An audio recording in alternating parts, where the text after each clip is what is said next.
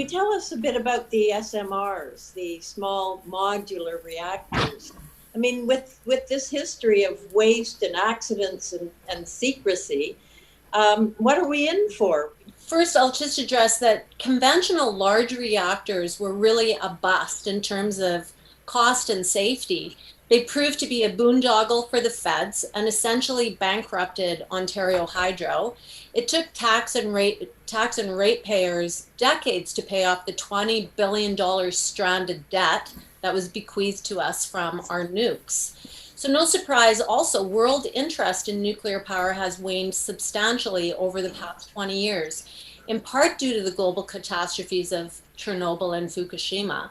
A number of countries have announced they're phasing out nuclear power altogether, because these large reactors just can't compete against the lower cost renewable options.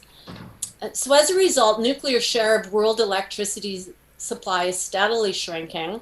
Today, it's just 10% of the global electricity market, and that share is declining fast, especially now as old reactors around the world, which were mostly built pre-Chernobyl, they're all being shut down and no new ones are being built to replace them. So amidst this decline comes the promise of SMRs, or DDDs, only they're not small and they're not modular.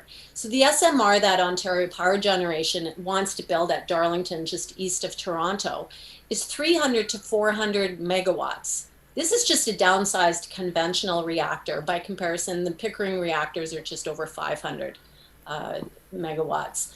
And there's nothing modular about it. It's not going to be built with off-the-shelf mass-produced components, such as solar and wind. It's not going to be portable, and it's still going to require super tight security. Like, you don't need automatic weapons and SWAT teams to guard a wind turbine or a solar farm.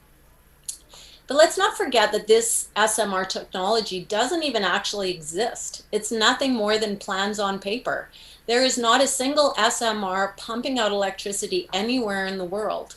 It's never been tested under real-world conditions. It's known as a PowerPoint reactor because it's still on paper. We can do it cleaner And definitely leaner. if we shut down nuclear.